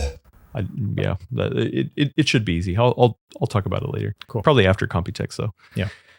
Anyway, to get to their question, hi Adam and Russ. Thanks for answering my buyer's corner question a few episodes ago, where they were asking about pocket friendly device, like they keyed in on, hey, I want it to be the most pocket friendly device. I haven't made a decision yet, but we'll update that thread. So please let us know, definitely. The real question is, I have Bazite issues and I'm not sure if you'd be able to help. I have an ROG Ally X, which I dual boot with Bazite and Windows. I followed Russ's guide about a year ago. I did a Windows update recently and it removed or has hidden the Bazite boot option. I followed Mike's Tech Tips video to download and use the Bazite Live ISO, and when I click on the option to restore the bootloader, nothing happens. Let me know if you have any advice or where I can ask this question. So I actually did end up chatting with them more, not only about the Advance Wars copy, but also the about this issue, because this is a very common issue. Yeah. I have another podcast called Dual Boot Diaries where Will Smith and I chronicle our journeys of learning desktop Linux. And believe me, I have had plenty of bootloader issues. And luckily, I mean, I guess I don't use it much anymore, but I did also follow your guide for the dual boot on a single drive. But where I'm at in my journey for Linux right now is that I do not recommend dual booting on a single drive anymore. Like it just, at some point, Windows will overwrite the boot options, and you're just going to be stuck with some headache. If you're okay with trying to troubleshoot it, then go with God. But for me, like especially for these handhelds where I just want to play games, it's just not worth it. And so like I walked through the different things that, like they mentioned, putting in the Bazite Live ISO and rebuilding the bootloader, and unfortunately, it didn't work for them. And like I was like, well, that's weird. Usually if there's that issue that will fix it, but this probably points to something maybe even bigger going on with the file management there. I don't know, I'm not there to help troubleshoot it with them, but like I think they're just kind of stuck. Yeah. To tell you the truth, like Windows munged it up, and there's a lot of reasons why this happens. But it's crappy. I encountered this issue as well with my own installation after I made that video. The whole point for the dual boot for me was that I wanted Windows for Destiny and then SteamOS for everything else, you know. And I mean, it should be the best of both worlds. I would love it if it worked like that. And there was a period where the Ally X was like my main handheld. I was using it more than the Steam Deck. You know, at some point I just reverted. I'm not really sure why, but I did run into this problem where I did a Windows update and then this happened and I no longer had access to the bootloader. I did the same ISO thing and I did get it working, but then I realized that it was going to happen again at some point, you know, and I kind of like you, I just kind of gave up the ghost. I was like, you know what? Let's just wipe it. And so I wiped everything and then just did all Bazite all the time. And that's what it's been for, I don't know, a year and a half at this point. I enjoy it a lot more. I just play Destiny on other things, you know. I've actually moved away from even caring about Destiny on Windows. I've mostly just been playing it on Xbox now. Like I'm just like, you know what? I got an Xbox at home. It's thrilling to be able to play Destiny on a handheld, but I don't know, like it's just the pain that comes from trying to dual boot or trying to decide Windows versus SteamOS or Bazite, you know, it's just been too much. And so I've just gone straight like console Destiny 2. And then I have it on my ROG Flow Z13 as well, which is kind of handheld as well. So that's kind of the way I've been running it. Yeah. So unfortunately, I don't really have any advice beyond that too, other than maybe asking in the Bazite server and seeing if they can come up with something. But yeah, unfortunately, dual booting on a single drive is more pain than you would initially think based on their documentation and then just based on, you know, initial experiences. But once you get that Windows update, it kind of screws it. Yeah, especially if you're not somebody who's ever really messed with Linux. Like I actually followed your tutorial before. I'm almost positive I did that before I started the Linux podcast. Oh yeah, it was. So like, you know, it was like, you know, I don't know what I'm doing. I'm just going to follow your advice step by step kind of thing. And I don't know what any of it means. And even now that I do know what a lot of that means, I'm not an expert at all, but I do know a lot about what that means. It still can be fraught. Like messing around with Linux it's fun. It's become like a hobby, to tell you the truth, like to just learn it. And I'm glad I've been going on this journey, but like you have to put more work into it, you know? Yeah. It's just the way it is. The only other thing I was going to ask you, which I guess I haven't dug in too much, is that have you ever messed around with dual booting, but having SteamOS run on the micro SD card rather than on the internal drive? No, I haven't. Is that even possible? It depends, I think, on the handheld, because some handhelds like the ROGs, they don't allow you to boot from the micro SD card. And so it will depend on the handheld itself. Some of the Ayaneos probably would let you. But yeah, I haven't done that personally by trying to kind of dual boot between the two. I worry about this. I mean, that would be great, right? Yeah. Yeah, just pop it out. I mean, I've done that with like Batocera, right? So that's like a Linux-based operating system, classic gaming focused. And so you can usually, you know, make an SD card or flash drive and then boot into that instead of having to mess with your original computer. I've done videos about that too. That's very neat. But same thing where sometimes it just will stop booting into it and you got to kind of figure out and troubleshoot and stuff. It's one of those where they make these distros so easy at the surface level where you're like, oh, this is just like magic, right? But the moment something goes wrong, they're like, okay, well, just type this into the command line. I'm like, wait a second. To get the understanding of what you're doing at that point, it's like a deep, deep chasm at that point. Yeah, it's hard. I mean, once again, it is fun if you're like, oh, I want to be able to you know, like learn it. You're trying to sit down and learn Linux. Yeah. But yeah, the only other option, like there are some handhelds.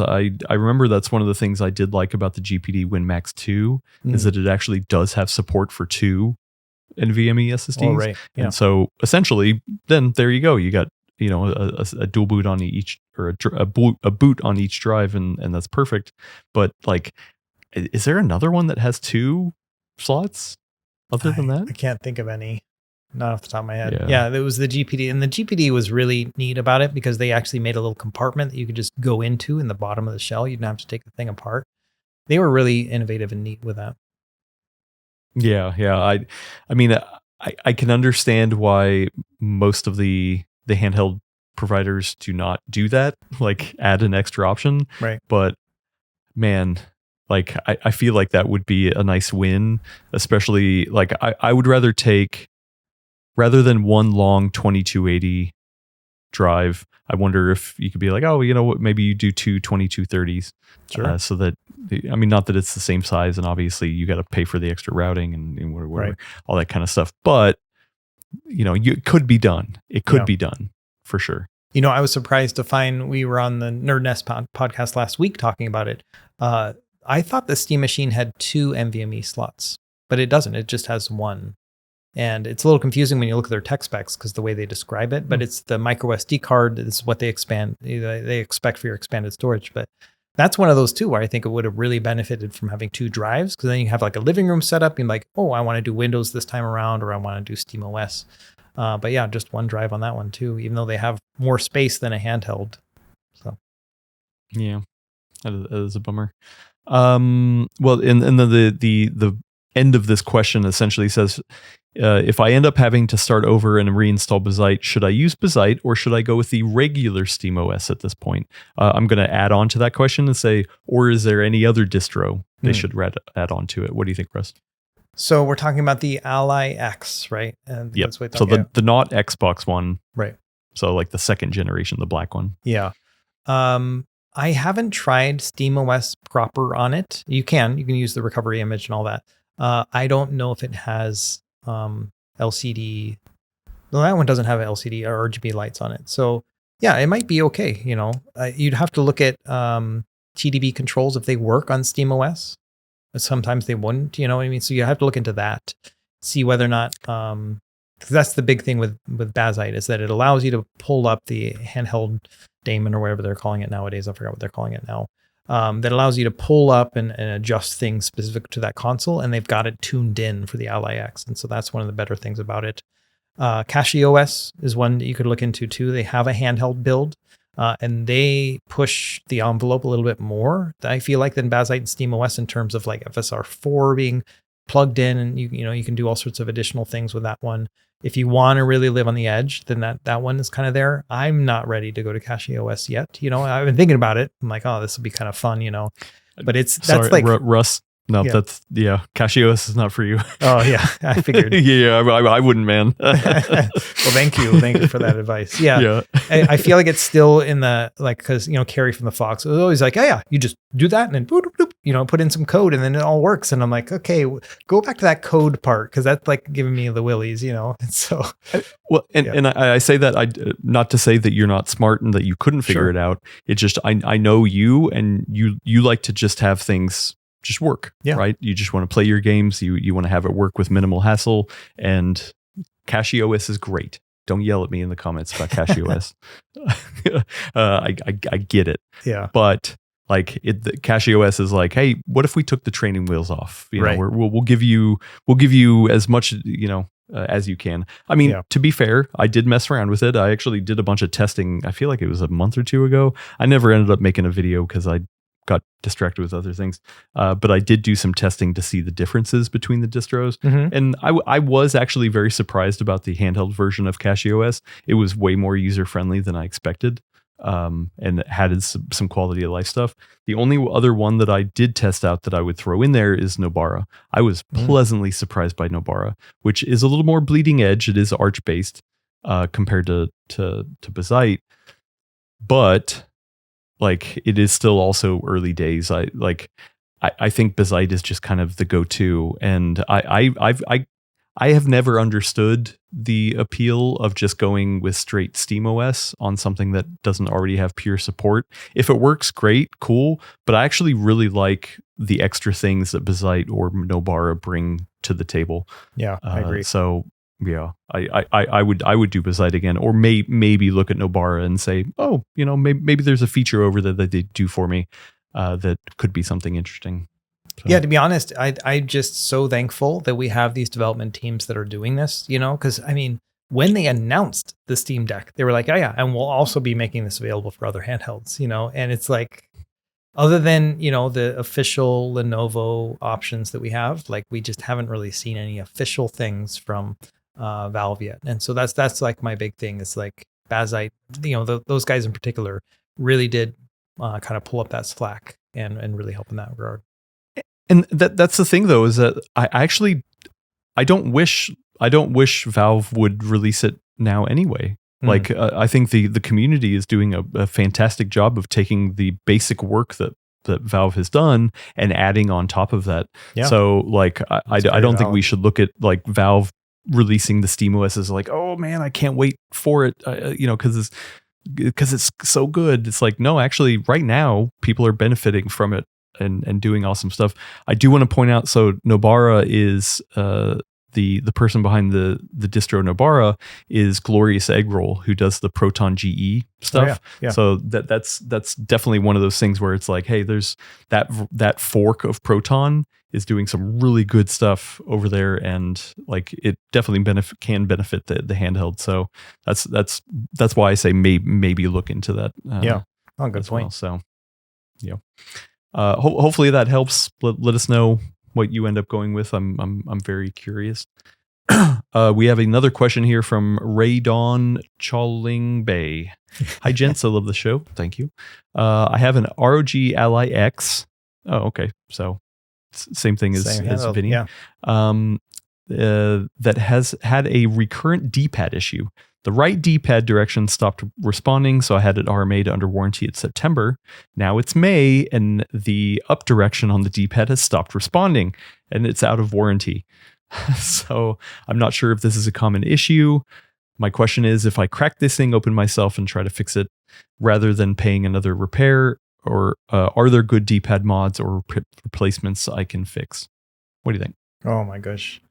Okay, so is this a common issue? I guess that's the first question. No, like I've never heard of it. You know what I mean? I don't watch Ally X like subreddits like a hawk. You know what I mean? But it's not something I've heard about, or no one's contacted me about it before. So when it comes to a D-pad, this is a membrane D-pad, much like any others. So it's got the contact that's specifically on the board itself. You've got the rubber membrane in between it, and then you've got the button itself. So something is happening in there. Either the contact is not wiring correctly in the PCB, or the rubber pad itself is not making correct contact to the contact, and then maybe the button is not pushing it correctly. So there's like the mechanical as well as like electronic things that could be going wrong there. If I was to open them up, the first thing I would do is like clean my contacts, see if there's something there, look at that connection between the rubber membrane, the bottom of it, and that contact. And if something's being missed there, maybe a new rubber membrane, if you can find one. I don't know if you'd be able to get that from anyone, but like that's like the first thing I would replace is probably the membrane. This is a real tough one, Yeah. I don't know. Yeah, you got any thoughts? I'm trying to see if iFixit has good guides to opening up. I would say I wouldn't be worried about opening up. I mean, I don't know. I'm not gentle with my handhelds, so I've definitely torn plenty apart. But I don't think that one is particularly like scary to open. And yeah, it's somewhat easy from what I remember to essentially open it up and just look. Like the first thing is just visual inspection. Hey, maybe some sort of crud got underneath, or like you said, the contact pads are not making proper connection, and you use some isopropyl alcohol and clean it out. So like I think the first thing you need to get, I wouldn't be scared to open it up and just look, see if there's anything obvious. And unfortunately, if there's nothing obvious, like grime or something that got kind of stuck in there, then that's a bummer to have to pay for a repair again.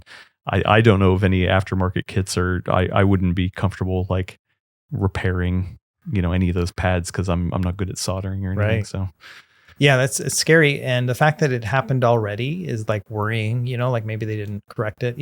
But a part of me also thinks that yes, it may no longer be under warranty, like the handheld itself, but is there some sort of clause where like if they RMA it resets the timeline for that repair, because it looks like this repair failed. So I would say still try to contact them and see what they can offer. Asus is not like particularly well known as being like the best RMA company in the world, but you never know. Like they've been trying to make some improvements over the years. So my thing is like with you, open it up, see about those contacts, and then who knows, maybe look around once you get your hands on the rubber membrane, see if you can shop around on just random places on AliExpress and eBay and see if there are similar ones about the same size, measure it and then see.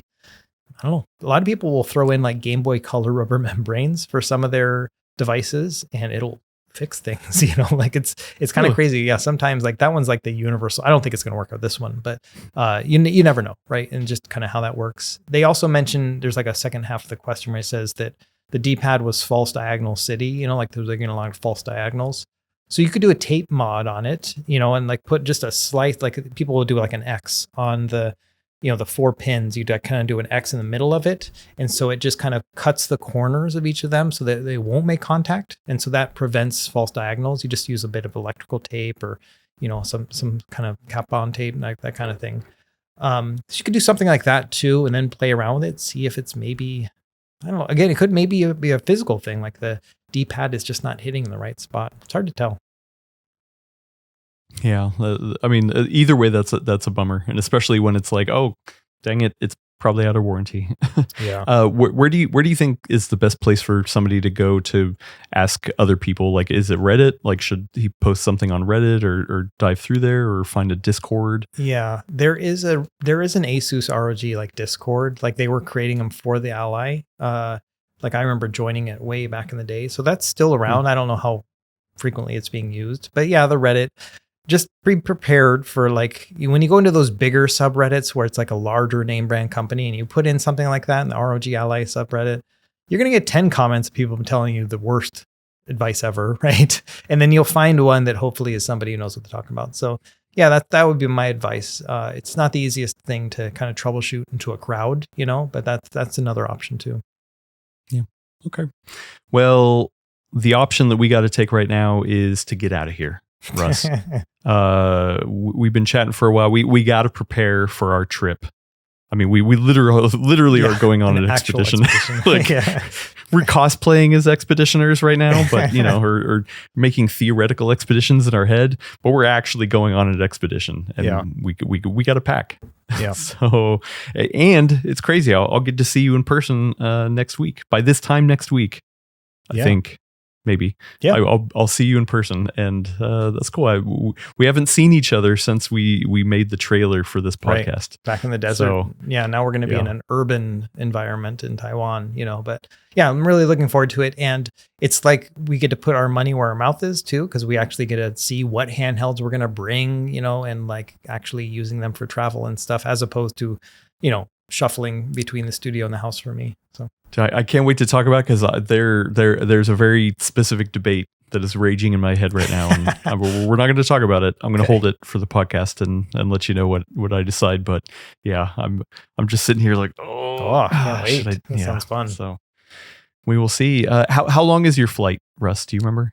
I have to fly through Japan first, so it's going to be about 12 hours. Yeah. So Japan's overshooting it. So Japan you're going up to down. Japan and then come down. Oh, yeah. Wow. Okay, so you have a connection. I get to fly direct from SFO to Taipei. Wow. And it's about a 13-hour flight. Okay. So it's just straight handheld time, baby. I actually do like this flight. Like, yes, it can be draining on your body to like take that long of a flight, but I kind of like it because it just like I can't go anywhere. Right. Okay, I'm going to play what I'm going to play. When you start a long flight like that, you feel like you're just going to be there the rest of your life. It's like 13 hours. You're like, okay, I can do anything right now. You know what I mean? You can watch any movie. You could just start a whole new TV show or start a whole game. And so yeah, I'm interested to hear how that goes with that. I like those long flights too. Yeah. So anyway, charge up your devices, rest your legs.